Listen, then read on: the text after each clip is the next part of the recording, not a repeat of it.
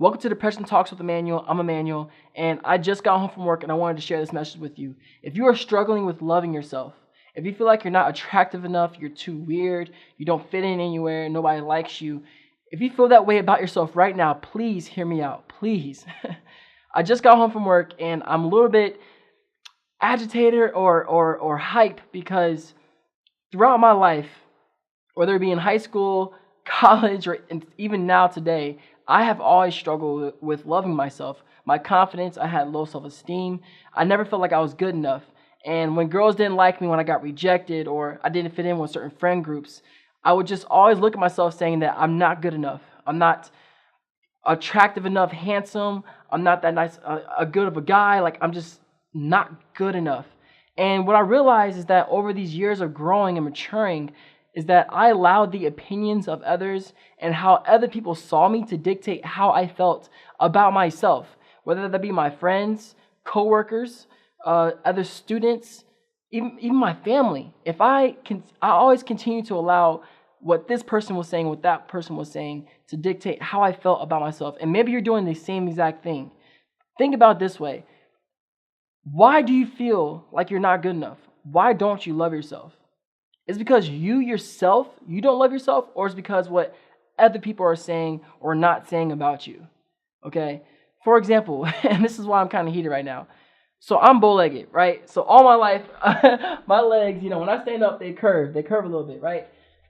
Still to this day, people say to me, Emmanuel, you're so bow-legged. Emmanuel, you're so pigeon-toed, things like that.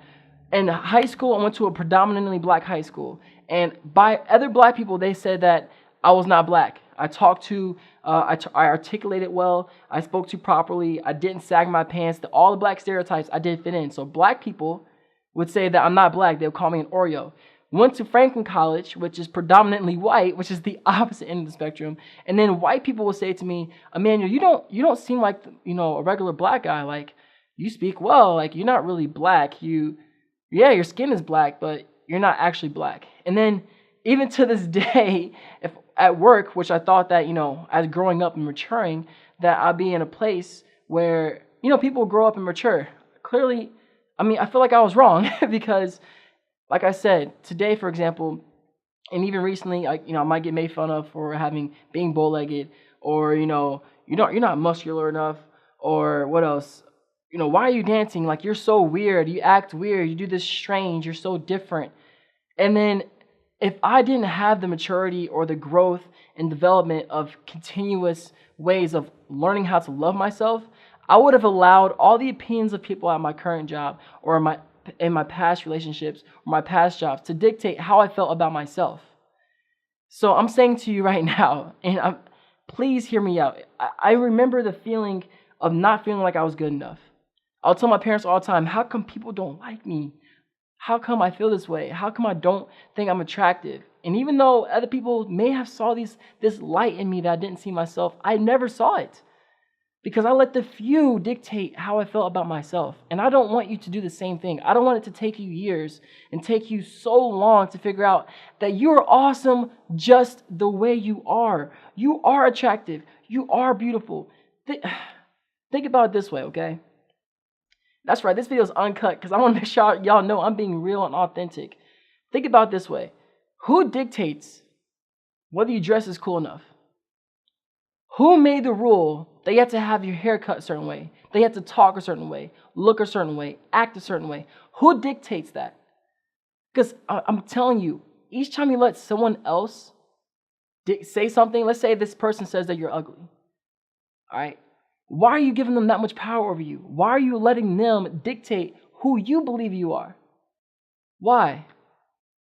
Who are they to say you're ugly? God? No, they're not.